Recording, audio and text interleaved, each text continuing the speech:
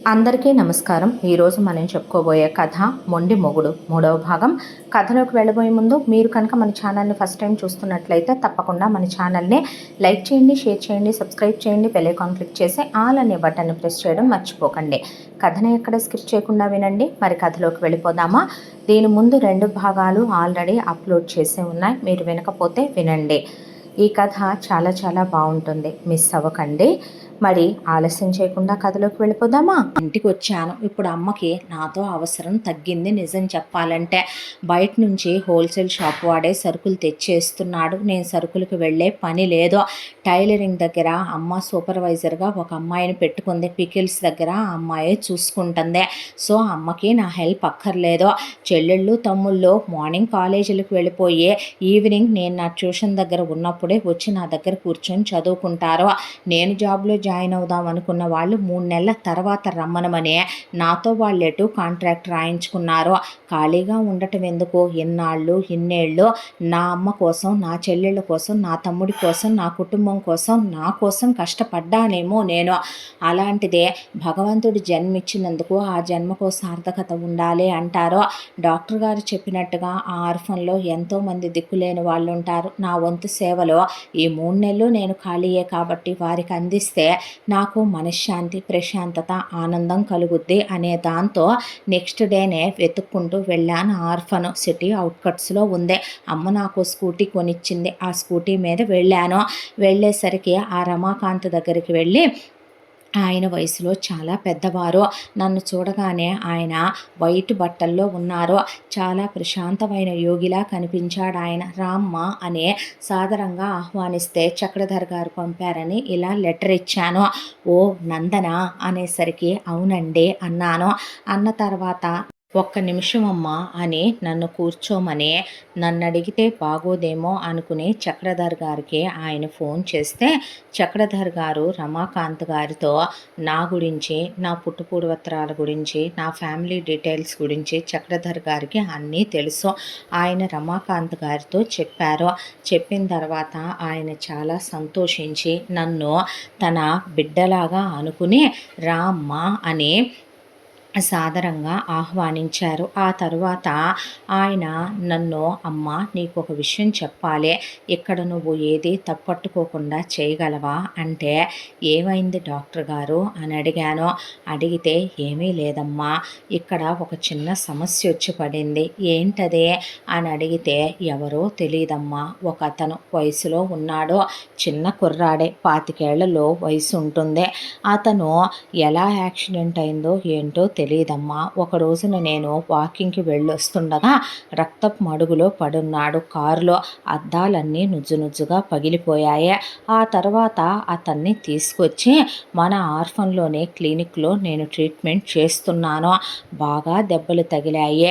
అతని జాబోనికి వాటికి బాగా దెబ్బలు తగిలేశాయి. ప్రస్తుతం అసలు మొన్నటి వరకు కోమాలో ఉన్నాడు, స్పృహలో లేడు. అతను దొరికి ఇప్పటికి 3 నెలలు. ఈ మధ్యనే కోమాలో నుంచి బయటకు వచ్చి ఒక వారం రోజులైంది. కానీ బాగా దెబ్బలు తగలటం వల్ల మనిషి మంచం మీద నుంచి కదలలేని పరిస్థితుల్లో ఉన్నాడు. ఆ అబ్బాయి ఎవరో ఏంటో, ఆ అబ్బాయి పేరేంటో కూడా నాకు తెలియదమ్మా. మిస్టర్ క్వశ్చన్ మార్క్ అని అతనికి ముద్దుగా నేను పేరు పెట్టుకున్నాను అనేసరికి నాకు నవ్వు వచ్చింది. ఆయన నాతో నవ్వి మరేం చేయను, క్వశ్చన్ మార్క్గానే ఉంది, ఆ అబ్బాయి ఎవరు ఏంటి అనేదే. దాంతో ట్రీట్మెంట్ స్టార్ట్ చేశాను. కానీ అతనికి పర్సనల్గా అన్నీ చూసుకోవటానికి, వాష్రూమ్ దగ్గర నుంచి అన్నీ క్లీన్ చేయటానికి, అతన్ని దగ్గరుండే అతనికి అన్ని సపర్యలు చేయటానికి, క్లీన్ చేయటానికి, ఒక నర్సులా సేవ చేయటానికి ఒకళ్ళు కావాలి. మెయిల్ నర్స్ కోసం చూస్తున్నాను. నీకు తెలిసిన వాళ్ళు ఎవరైనా ఉన్నారా అమ్మ? మామూలుగా అయితే నేనెవరికి డబ్బులు ఇవ్వను, స్వచ్ఛందంగానే వస్తారు సేవ చేయడానికి.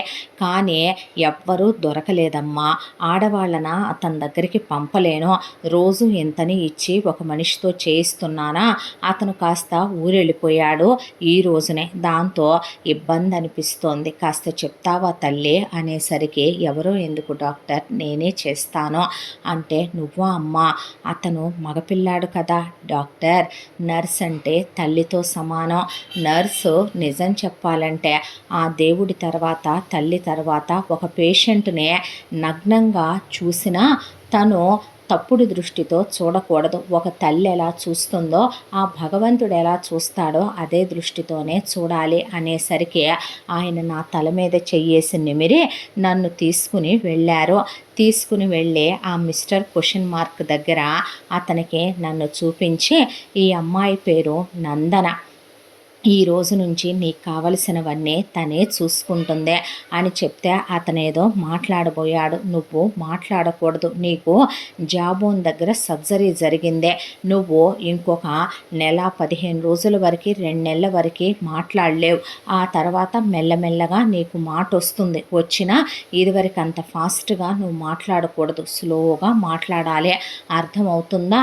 నువ్వు దేనికి కంగారు పడకో, నీకు సంబంధించిన డీటెయిల్స్ అన్నీ నీకు తగ్గాకే నువ్వు నాకు చెప్దువుగానే, నువ్వు నాకు క్వశ్చన్ మార్క్ అయిపోయావయ్యా అని ఆ తర్వాత ఆయన నన్ను ఆ పేషెంట్కి అప్పచెప్పి వెళ్ళారు. బాగా పాపం జుట్టు పెరిగిపోయింది, గడ్డాలు పెరిగిపోయినాయి, కళ్ళు ఒక్కటే కనిపిస్తున్నాయి. ఆ కళ్ళ చుట్టూ కూడా కమిలిపోయి బాగా దెబ్బలు, సర్జరీ చేసిన కుట్లు, కట్లు, ఒళ్ళంతా కూడా చాలా పెద్ద యాక్సిడెంట్ అయిందని చెప్పారు డాక్టర్ గారు. దాంతో అతను తీవ్రమైన గాయాలతో సర్జరీలు చేసి పిండి కట్లేసి కట్లు కట్టి ఉంచారు అతన్నే. ఆ తరువాత అతని దగ్గరికి నేను రోజు ఇక ఆ 3 నెలలు ఉండటానికి నిర్ణయించుకొని అమ్మకి చెప్పి, ఆర్ఫన్లో ఇంకా మిగతా పేషెంట్లు కూడా ఉన్నారు, వాళ్ళకు కూడా డాక్టర్ గారికి సాయంగా ఉండి, కొంతమంది లేడీస్ గర్భవతులుగా ఉన్నారు, వాళ్ళకి ఆయన చూస్తే బాగోదు కాబట్టి పర్సనల్ చెకప్లు అవి నేనే చేసేదాన్నే. ఆ తర్వాత కొంతమందికి డెలివరీలు ఉంటే వాటిల్లో నేనే హెల్ప్ చేశాను ఆయనకి. అలా రోజంతా అక్కడే తిని అక్కడే ఉండేదాన్ని. అమ్మ ఎందుకు అంది, వద్దందే, అయినా వినకుండా జీవితంలో మానవ సేవే మాధవ సేవ అంటారు. మదర్ తెరిసా లాంటి పెద్ద పెద్ద వాళ్ళు జీవితాలనే అంకితం చేశారు. మనమెటు అవి చేయలేము. మన చిన్ని జీవితంలో మనం చేసే చిన్న చిన్న పనులు ఒక్కొక్కసారి ఆ భగవంతుడు మనకి చాలా పెద్ద పుణ్యాన్ని ఇచ్చేలా చేస్తాయి. ఏ రోజు ఏ పాపం చేసుకున్నావో నమ్మా, నాన్నలాంటి వాడు భర్తగా వచ్చాడో, నేను ఒక్కటే అనుకుంటున్నాను, రేపొచ్చే మొగుడు ఎలాంటోడవుతాడో అన్నదే నాకు తెలియదు. కానీ మనిషి లాంటి వాడు, నన్ను ప్రేమించేవాడు, నన్ను వదిలేసి దిక్కు దివాణం లేకుండా రేపొద్దున నా పిల్లలతో అనాథం చేసే వెళ్ళేవాడు మాత్రం రాకూడదు అనుకుంటున్నాను అనేసరికి అమ్మిక మారు మాట్లాడలేదు. ఆ తర్వాత ఆశ్రమంలోనే ఉంటానని చెప్పి నాకు ఒక గది ఇచ్చారు. అక్కడే ఉంటూ రోజు పొద్దున్నే లేచి చక్కగా నర్సు డ్రెస్ వేసుకొని రెడీ అయ్యేదాన్నే. రెడీ అయ్యే నేను ముందు అందరి పేషెంట్లనే 1 గంటలో క్లియర్ చేసేసి ఆ మిస్టర్ క్వశ్చన్ మార్క్ దగ్గరికి వెళ్ళేదాన్నే. అతను మగవాడు కావటం చేత ఆడపిల్లనైన నాతో అతను పర్సనల్ వర్క్స్ చేయించుకోవాలంటే చాలా ఇబ్బంది పడేవాడు. నేను నీ తల్లిని అనుకో, నీ అమ్మలాంటి దాన్ని అనుకో అనేసరికి అతను ఆ కళ్ళతో నన్ను అలా చూసేవాడు. అతన్ని అలాగే కూర్చోబెట్టి మలమూత్రాలన్నీ ఎత్తిపోసి అతనికి అన్నీ క్లీన్ చేసి ఆ తర్వాత కట్లు మార్చి కొత్త కట్లు కట్టి ఆ తర్వాత అతన్ని క్లీన్గా ఉంచి అతనికి ఫుడ్ తినిపించి టైంకి ఇంజెక్షన్లు చేసి సెలైన్లు పెట్టి ట్యాబ్లెట్లు వేసి అతని పక్కనే ఫ్రెష్గా చాలా పెద్ద తోట ఉంటుంది ఆర్ఫన్లో, అక్కడి నుంచి ఫ్రెష్గా ఉండే ఫ్లవర్స్ కోసుకెళ్ళి అతని పక్కనే పెట్టేదాన్నే. పక్కనే పెట్టి అతనితో ఎక్కువ మనం మాట్లాడటానికి అతని జాబోన్ సహకరించే విధంగా అతన్ని ప్రాక్టీస్ చేయించాలని డాక్టర్ గారు చెప్పారు. దాంతో అతని దగ్గర కూర్చుని, నాకు ఈ పూలంటే ఇష్టం, మీకేమంటే ఇష్టం, నాకు ఇలా మల్లెలు, రోజెస్, మీకేమంటే ఇష్టం అని అడిగితే రోజెస్ అన్నప్పుడు తల ఊపేవాడు అతను. రోజెస్ అంటే ఇష్టమా, నాకు రోజెస్ అంటే చాలా ఇష్టం, దట్టు రెడ్ రోజెస్ అంటే ఇంకా ఇష్టం అనే అతనితో మాట్లాడుతూ ఉండేదాన్ని. నాకు ఈ కలర్ అంటే ఇష్టం, మీకే కలర్ ఇష్టం అని ఒక 10 రంగుల పేర్లు చెప్తే ఒక రంగు దగ్గర తలాడిచ్చేవాడు. ఆ తర్వాత ఈ మూవీస్ అని, ఆ తర్వాత ఈ హీరోలని, ఆ తర్వాత ఈ బుక్స్ అని అతనితో అన్నీ చెప్తూ మాట్లాడుతూ అతన్ని మెల్లమెల్లగా అతనికైన గాయాల బాధలో నుంచి బయటికి తీసుకురావాలనేది నా సంకల్పం. దాంతో చాలా కష్టపడే అతన్ని మెల్లమెల్లగా మామూలు చేస్తూ ఒకవైపున డాక్టర్ గారు మంచి మందులు వాడుతూ ఎప్పటికప్పుడు డ్రెస్సింగ్లు అవి చేసి క్లీన్గా ఉంచుతూ అతను చాలా త్వరగానే కోలుకున్నాడు. ఆ తర్వాత అతనికి మెల్లగా పసిపాప మాట్లాడినట్టు మాట రావటం మొదలైంది. ఆ తర్వాత అతను మెల్లమెల్లగా మాట్లాడుతున్నాడు. నా మనసుకు చాలా సంతోషం అనిపించింది. కానీ మునీశ్వరులాగా గడ్డాలు పెరిగిపోయి హెయిర్ గ్రోత్ చాలా ఎక్కువ అనుకుంటాను. తల మీద వెంట్రుకలు ఆల్మోస్ట్ ఒక పోనీ టైల్ వేయొచ్చేమో అంత పెరిగిపోతే నేనే తల నీట్గా దువ్వి అతనికి బ్యాండ్ వేసేదాన్ని వెనకాల. నా వైపు చాలా ప్రసన్నంగా చూసేవాడు. ఆ తర్వాత అతనికి ఫుడ్ పెడుతూ అతను ఇదివరకటి మీద చాలా రికవరీ అయ్యాడు. డాక్టర్ గారు చాలా ఆనందపడ్డారు. ఇంకొక 15 రోజుల్లో నీకు పూర్తిగా క్యూర్ అయిపోతుంది, నువ్వు అప్పుడు నాకు పూర్తిగా నీ గురించి అన్ని డీటెయిల్స్ చెప్పొచ్చయ్యా, క్వశ్చన్ మార్కు ఇక నుంచి క్వశ్చన్ మార్క్ కాదులే అంటే అతను పేరు ఒక రోజున చెప్పాడు. అతని పేరు ఏంటో ఈ హడావిడిలో అతని పేరు కూడా గుర్తుపెట్టుకోలేదు పాపం. ఏమోలే, అతని పేరు కన్నా కూడా ఆ మిస్టర్ క్వశ్చన్ మార్కే బాగుందేమో, అతని నేమ్ ఏదో ట్రిక్కీగా ఉండాలి. ఏదో చెప్పాడు కానీ అంత గుర్తుపెట్టుకునేంత అందరి పేర్ల లాంటిది ఆ పేరు కాదు, అందుకే నాకు గుర్తులేదు. ఆ తర్వాత ఒక రోజున ఇంటి దగ్గర నుంచి ఫోన్ వచ్చింది.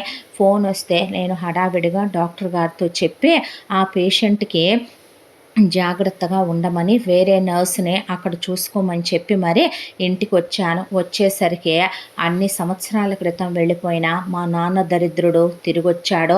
వీడితో పాటు ఇల్లంతా వీడి తరఫున చుట్టాలు బంధువులు, మా మేనత్త భాగ్యం, భాస్కర్రావు, ఈ ఇంతాలో మా సుధాకర్ బావ ఇంజనీరింగ్ కంప్లీట్ చేసి ఒక ఉద్యోగంలో చేరాడు. మా బావ, ఆ తర్వాత వాళ్ళ చెల్లెలు శ్రావ్య అందరూ వచ్చారు. వస్తే ఏంటి అన్నాను.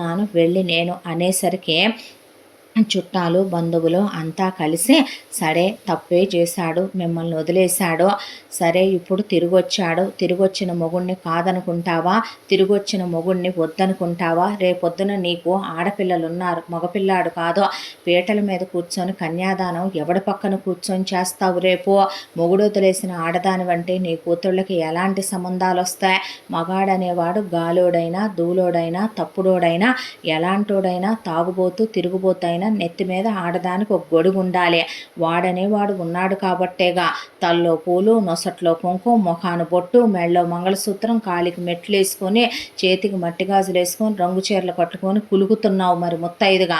ఆడినొద్దనుకుంటే ఎలాగా, రేపొద్దున నీ పిల్లలకి అండగా ఉండటానికి వాడు ఉండొద్దా ఏంటి, 4 రూపాయలు వచ్చినాయి అనేపాటికి మొగుడు పనికి రాలేదన్నట్టు మాట్లాడబాక అనేసరికి ముందు అమ్మ మౌనంగా ఊరుకుంది. ఆ తర్వాత వాళ్ళన్నదానికి తలొగ్గటం తప్ప అమ్మకి వేరే దారి లేకపోయిందే.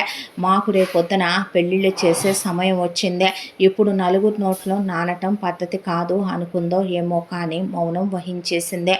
దాంతో అసలు నేను వెళ్ళేవాడినే కాదు, అప్పట్లో నువ్వు ఇంత మెయింటెనెన్స్తో ఇలా పిటపిటలాడుతూ ఇలా ఉండేదానివి కాదు, అయినా అప్పట్లో రోజు నీకు ఎదురుగా కూర్చొని నీ ఒంటి మీద చెయ్యి వేసి నాకు నీ మీద మోజుపోయింది. అదేగాక అప్పుడు ఈ పిల్లలు చిన్నపిల్లలు పద్దా కాళ్ళ చుట్టూ తిరుగుతూ ఉండేవాళ్ళు, ఇప్పుడు పెద్దోళ్ళు అయ్యారు కదా, ఇప్పుడు నేను ఏదో అలా ప్రపంచాన్ని ఎక్స్ప్లోర్ చేశాను, చాలా రకాల అందాలతో విందు చేసుకొని వచ్చాను.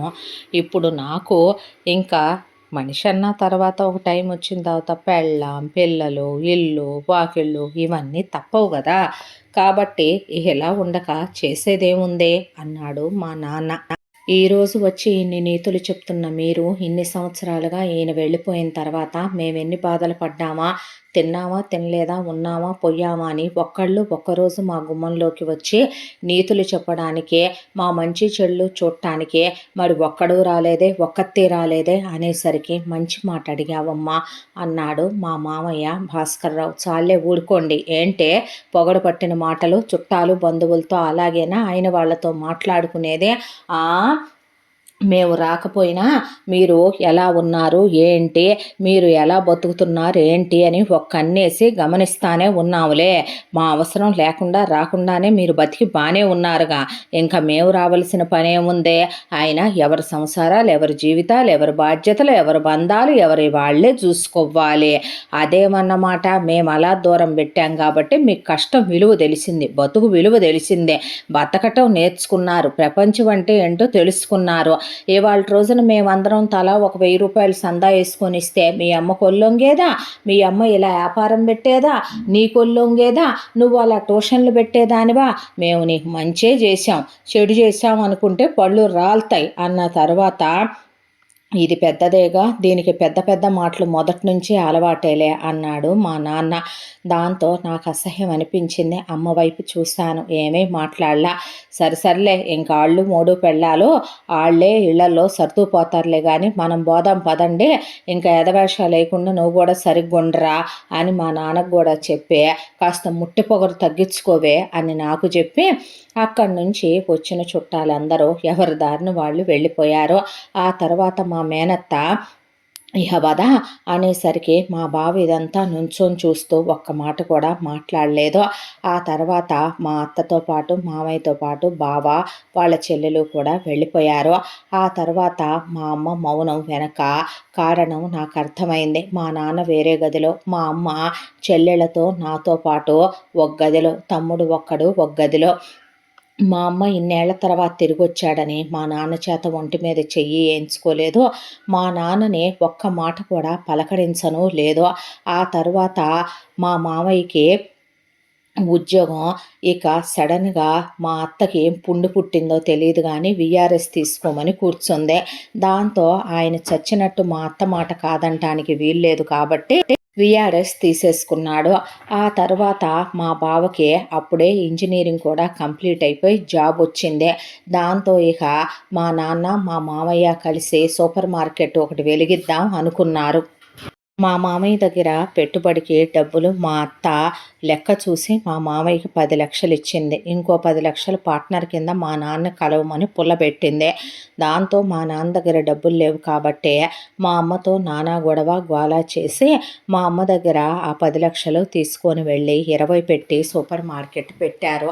సూపర్ మార్కెట్ అయితే పెట్టారు కానీ మా నాన్న అక్కడ కూడా కౌంటర్లో కూర్చోవటం తప్ప ఏమీ చేయడు. ఓనర్ లాగా సరుకు కొనటం, సరుకు సర్దించుకోవటం, సరుకు ప్యాకింగ్ చేయించుకోవటం, హోమ్ డెలివరీలు పంపించుకోవటం అన్ని బాధ్యతలు మా మామయ్యవే.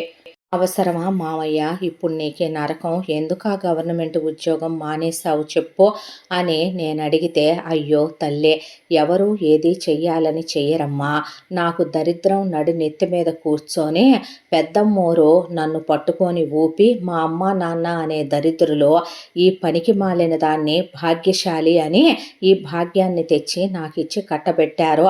ఆ రోజు నుంచి నా బతుకులో భాగ్యమే వెళ్ళిపోయింది, సుఖం సంతోషమే వెళ్ళిపోయింది. ఇప్పుడు దానికి నాతో వ్యాపారాలు చేయించి కోట్లు గణించాలనే కోరిక పుట్టి గవర్నమెంట్ ఉద్యోగం మీద ఏం ముష్టొస్తుంది, నువ్వెటు లంచాలు తీసుకోవు, పనికి మాలిన మొగుడు మంచానికి లేడు కంచానికి లేడని ఎలా పడితే అలా వీధులకెక్కి వాగి ఆ తర్వాత ఈ వ్యాపారాన్ని అది డిసైడ్ చేసి ఏదో గజ్జి కుక్కకి మధ్యలో నిప్పు రవ్వ అంటుకుందంట్లే, అలా మీ నాన్న ఒకడు దొరికాడుగా దీనికి, ఆ కుక్కని ఈ కుక్క పిలిచి ఇక రెచ్చగొట్టేపాటికి ఎటు ఇప్పుడు నేను అవునన్నా కాదనపోయినా మీ అమ్మ దగ్గర డబ్బులు తీసుకొని పెట్టేదే మీ నాన్న. దాంతో నేను కలిశాననుకోమ్మా, ఇక పై ఎత్తున ఎటు మీ నాన్న వ్యాపారం గాలికి వదిలేస్తాడని నాకు తెలుసు. ఆ 10 లక్షలు మీ అమ్మ కష్టార్జితం కదమ్మా, మీ అమ్మ నిద్రాహారాలు మాని అని కష్టపడితే వచ్చిన డబ్బులే. ఎటు ఈ తెగిన గాలిపటం లాంటి ఎంగిలి విస్తరాకు లాంటి మీ నాన్న చెత్త వెధవని పట్టుకొని ఉంచటానికి ఏదో ఒక వ్యాపారమో వ్యవహారమో లేదనుకో, ఈ వెధవ పద్దాకా ఇంట్లో కూర్చొని మీ అమ్మ మీద మీ మీద పెత్తనాలు చేసి మీకు మనశ్శాంతి ఉండనివ్వడు. నా పెళ్ళాం దగ్గర నేను ఇంట్లో కూర్చున్నానంటే రేపటికల్లా నిర్యాణం అని శ్రద్ధాంజలిని నా గురించి మీరేం చేసుకోవచ్చు. అందుకే ఆ నరకం పడలేక ఈ దరిద్రుణ్ణి మీతో పాటు ఇంట్లో ఉంచితే మీరెక్కడ పోతారో అనే దాంతో అలా అని వీడికి ఆ డబ్బులు వదిలేస్తే వీడెక్కడ చల్లా చెదురు చేస్తాడు అని చెప్పి ఇక నేను వచ్చి ఈ తిప్పలు పడుతున్నాను తల్లి, ఇవన్నీ నువ్వు పట్టించుకోకు, ఎలాగోలా నేను నెట్టుకుంటూ వెళ్ళిపోతానులేమ్మా, నువ్వు బాధపడకు అన్న తర్వాత సరేనని ఆ తర్వాత నేను ఇక కరెక్ట్గా 3 నెలల టైము అయిపోయింది. ఇంకొక 2-3 రోజుల్లో ఆ 3 నెలల టైము వస్తోంది. ఉద్యోగంలో కూడా జాయిన్ అవ్వాలి. అయితే ఒక రోజున మళ్ళీ నన్ను ఇంటికి రమ్మనమని ఫోన్ వచ్చింది. ఇంటికి వెళ్ళేపాటికి ఇంట్లో అమ్మ, నాన్న, చెల్లెళ్ళు, తమ్ముడు, అత్త, మామయ్య, బావ, వాళ్ళ చెల్లె అందరూ ఉన్నారు. ఏంటి అని అడిగితే ఏమీ లేదు, బావకి నిన్నిచ్చి పెళ్లి చేద్దాం అనుకుంటున్నాము, మీ మామయ్య నిన్నే తన ఇంటి కోడలుగా చేసుకోవాలని ఉవ్విళ్ళూరిపోతున్నాడంట, మీ అత్త నువ్వైతే గనక ఇంట్లో కోడలిగా అన్ని విధాలా బాగుంటావు అనుకుంటుంది అనేసరికి ఒక్క క్షణం పాటు మా బావ వైపు అలా చూశాను నేను. దాంతో ఏంటి బావా ఇదంతా అని అడిగాను. వాణ్ణి కాదమ్మా, నన్ను అడుగు, నువ్వు బంగారు తల్లివి, చిన్నప్పటి నుంచి నిన్ను నేను చూస్తున్నాను, నీకు చదువు, సంస్కారం, అందం, వినయ విధేయతలు అన్ని విధాలుగా అన్నీ ఉన్నాయి, దాంతోపాటు ఉద్యోగం కూడా ఉందిగా మావయ్య. అమ్మ, నా మొహం చూసి మీ అత్తయ్య అత్యాశను పక్కన పెట్టే ముందు నువ్వు మాత్రం వాణ్ణి చేసుకోవటానికి ఒప్పుకో తల్లే, నువ్వు మా ఇంటి కోడలుగా వస్తే అంతకన్నా సంతోషం మరొకటి ఉండదు.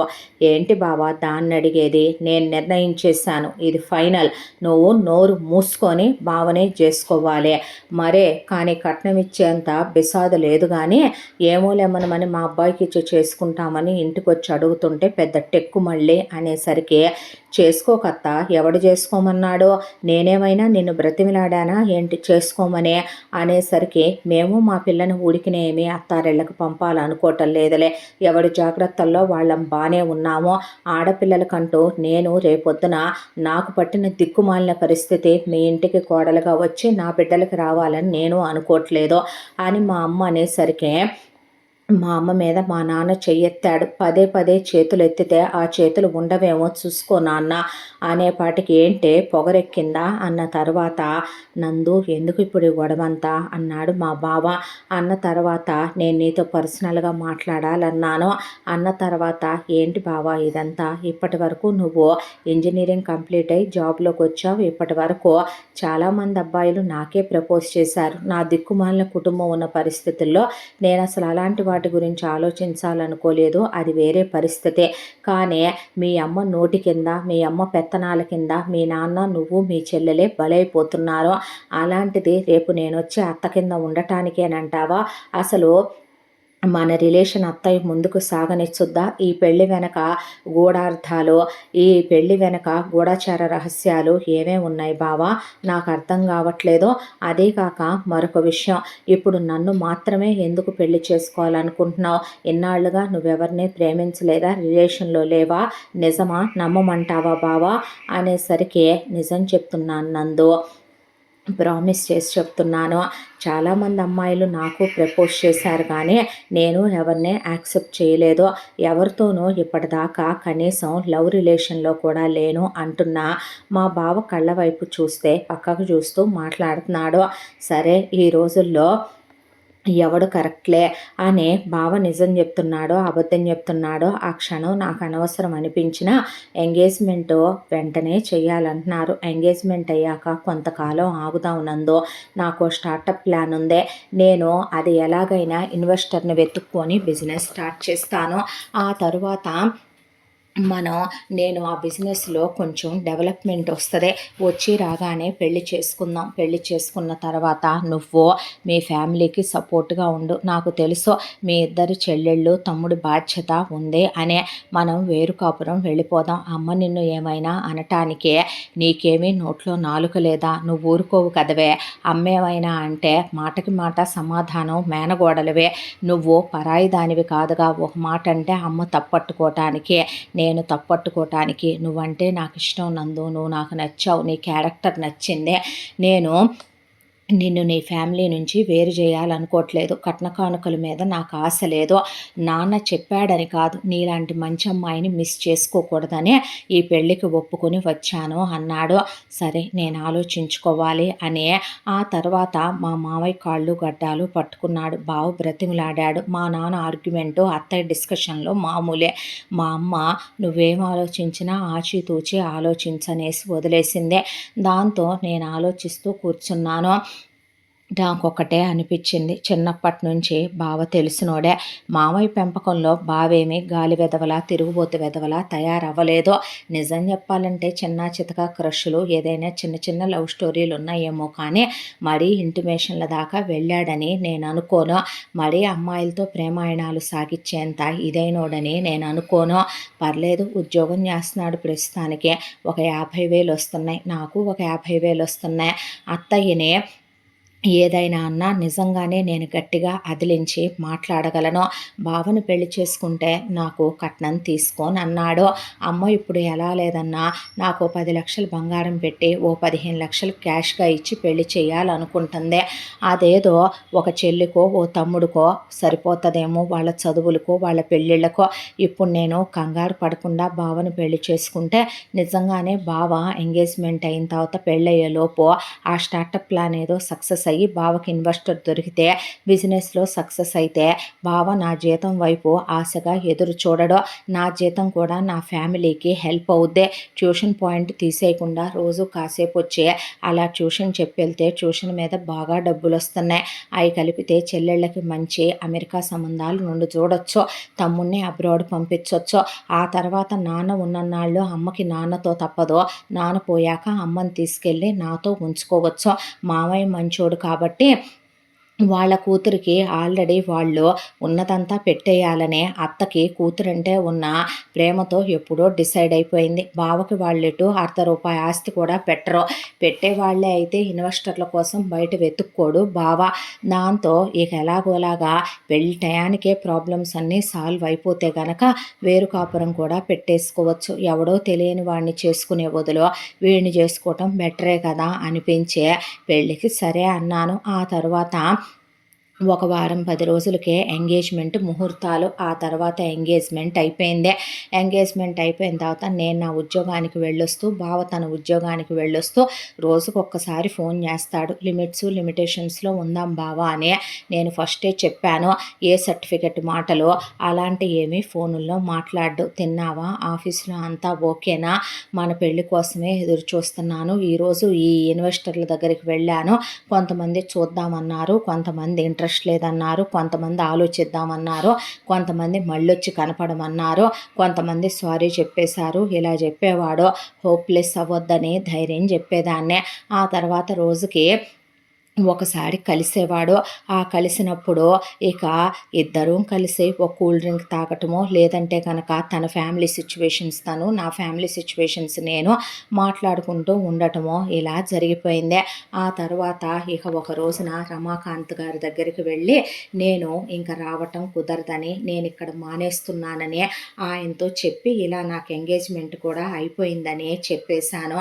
చెప్పేసరికి ఆయన్ని ఇష్టం అమ్మ, గాడ్ బ్లెస్ యూ అన్నారు. ఆ తర్వాత ఆ మిస్టర్ క్వశ్చన్ మార్క్ పేషెంట్ దగ్గరికి వెళ్ళి బాయ్ బాయ్, ఇంకా నా అవసరం నీకుండదులే, రేపటి నుంచి వేరే నర్సు వస్తుంది. నీకు పూర్తిగా గాయాలు ఆల్మోస్ట్ ఆల్ తగ్గినాయి. నీ పనులు నువ్వే నడిచి చేసుకోగలవు. ఇప్పుడు నిన్నెవరూ వాష్రూమ్కి తీసుకెళ్ళక్కర్లేదు. నువ్వెలా ఉంటావన్నది తెలియకుండానే అయిపోయింది ఆ గడ్డాలు మీసాల్లో.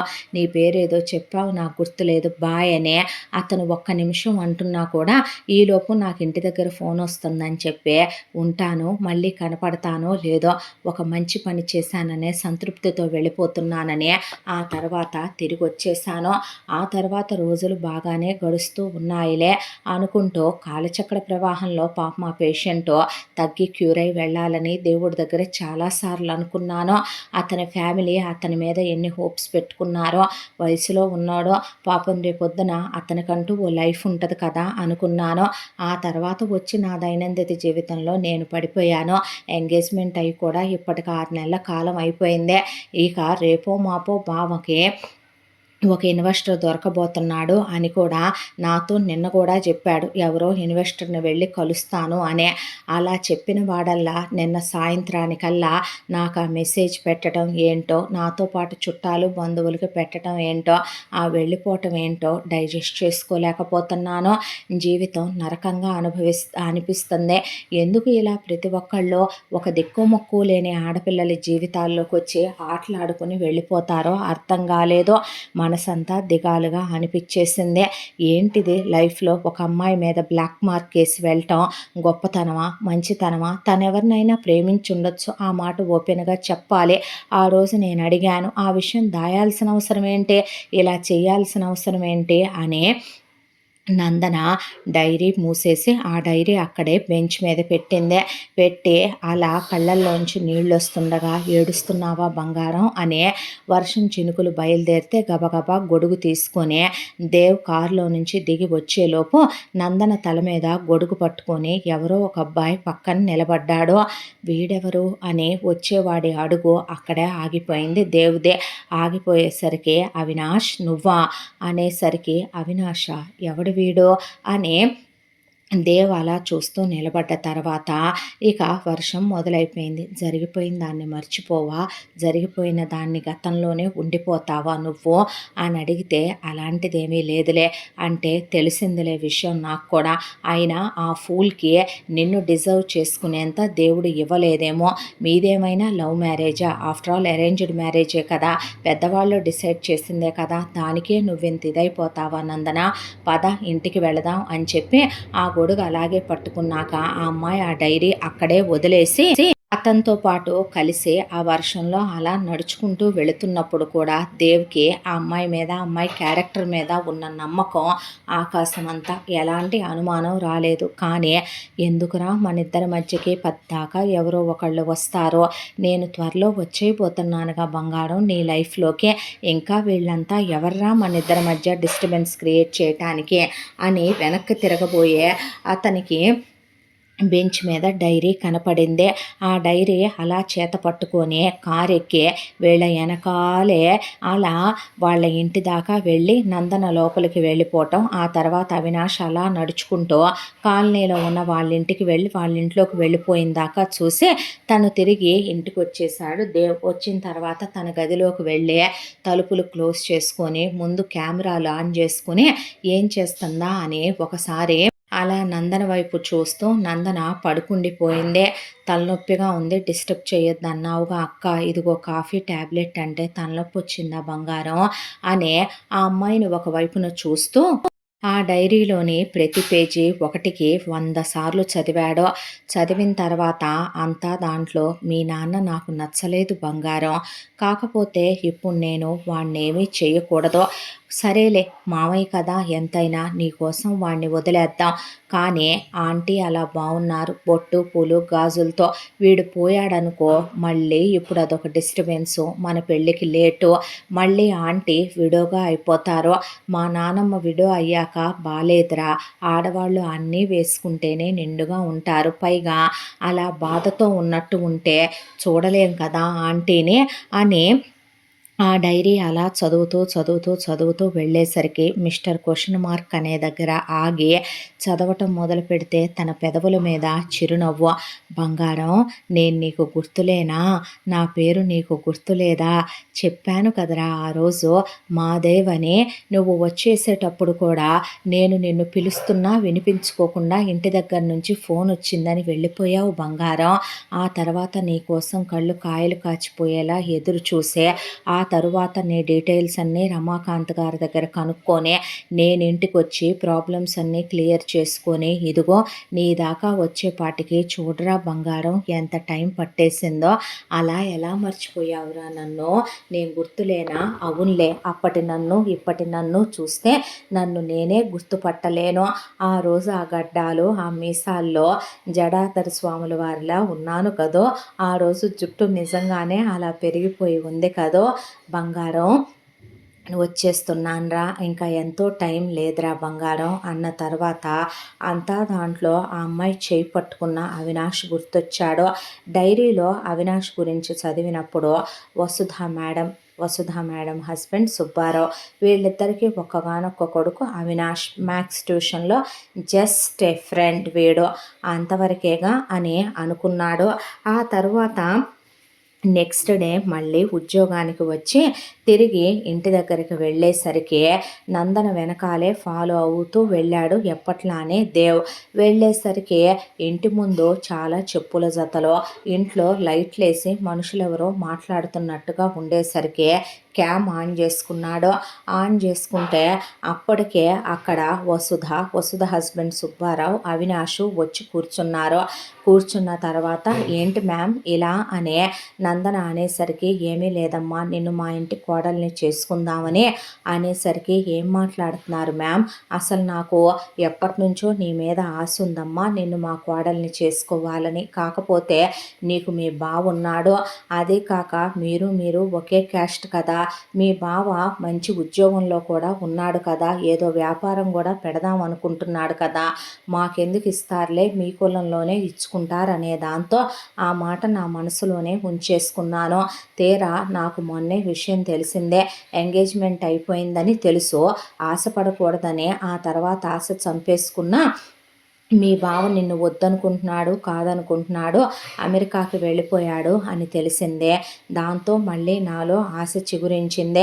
మా అవినాష్కి నీకన్నా మంచి భార్య దొరుకుద్దా అమ్మా, వీడి మొహానికి నువ్వు చాలా ఎక్కువ కదో, నువ్వైతే మా ఇంట్లో పిల్లలా కలిసిపోతావు, మాకు వీడు ఒక్కగానొక్క కొడుకు, మరీ ఏమి అడుక్కు తినే సంసారం ఏమీ కాదులేమ్మా, కాస్త మేము ఉండేదే 2 అంతస్తులైనా ఒక అంతస్తు అద్దెకిచ్చుకొని ఒక అంతస్తులో మేమున్న చిన్న ఇల్లే అయినా సొంత ఇల్లేనమ్మా, నేనేమి కొట్టే తిట్టే అత్తగారిని కూడా కాదు, ఆయన ప్రైవేట్ ఉద్యోగం చేసిన ఊళ్ళో ఉన్న 4 ఎకరాల పొలం అలాగే ఉంచాము, కాబోయే కోడల కోసం కాస్త బంగారం చేయించే ఉంచాను 25 తులాలు, నాకు మా అమ్మగారు అత్తగారు పెట్టింది ఇంకో 25 ఉంది, కలిపి నీకే పెడతాను, ఒక ల్యాండ్ ఒకటి కొన్నాం, అందులో వీడికి ట్యూషన్ పాయింట్ ఒకటి వేయించాను, మీ ఇద్దరూ కలిసి ఆ ట్యూషన్ చెప్పుకోవచ్చు, నేను ఈయన కూడా హెల్ప్కి వస్తాం, ఇంకో ఇద్దరు సపోర్టింగ్గా ఉండే టీచర్లని పెట్టుకుందాము, ఆ తర్వాత నువ్వేమే మీ అమ్మగారు వాళ్ళకి సాయం చేస్తానంటే నేను వద్దన్నమ్మా, మంచి చెడు చూస్తానంటే నేనేమి వద్దనే అత్తగారిని కాదు,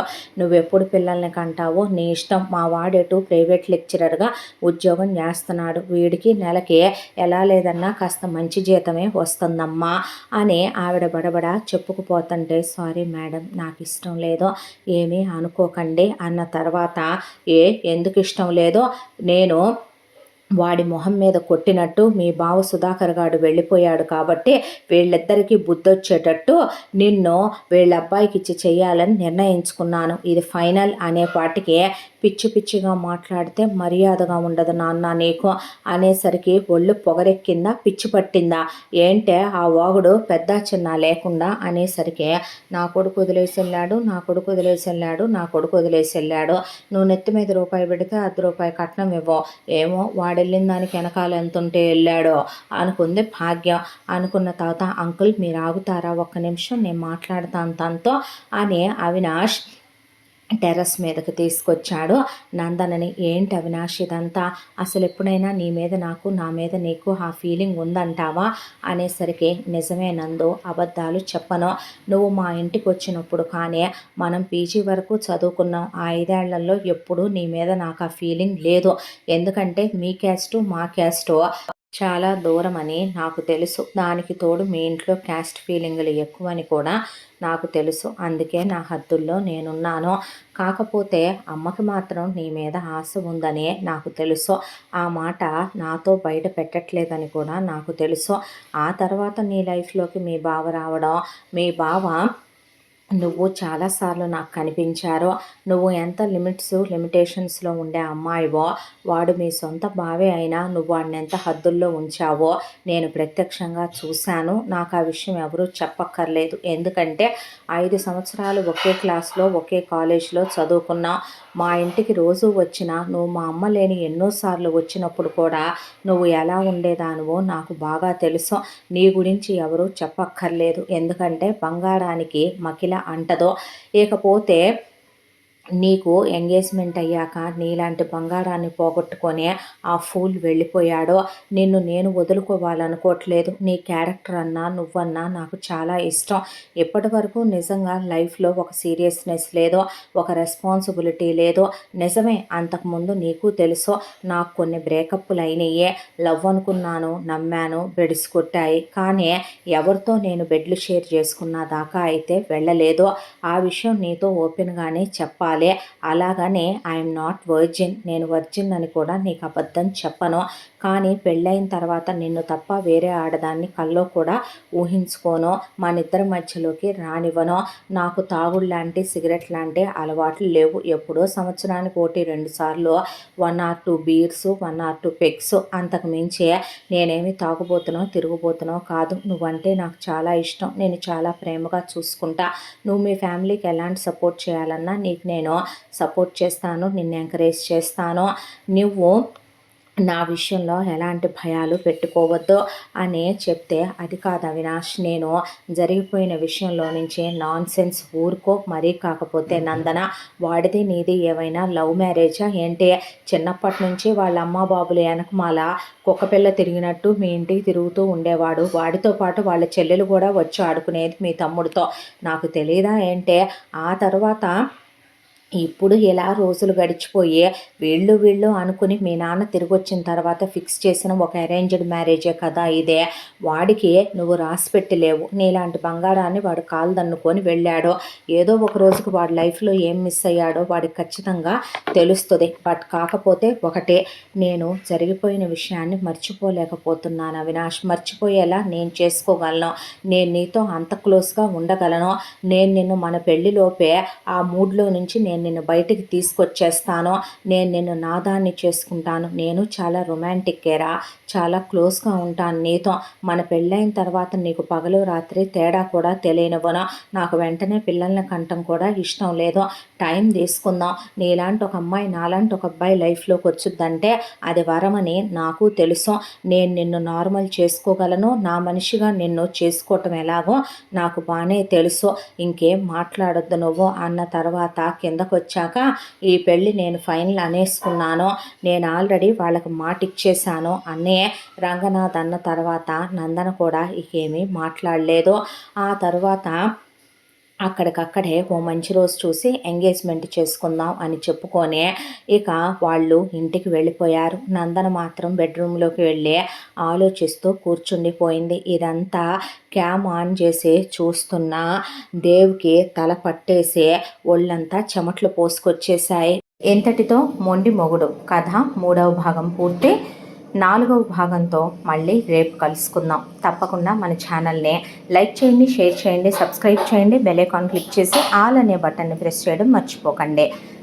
ఎంత మంచి కథను మనకు అందించిన కథా రచయిత్రి జి యామిని శ్రీనివాస్ గారు. ప్రతి భాగాన్ని మిస్ అవ్వకుండా వినండి. మళ్ళీ కలుసుకుందాం. Thank you.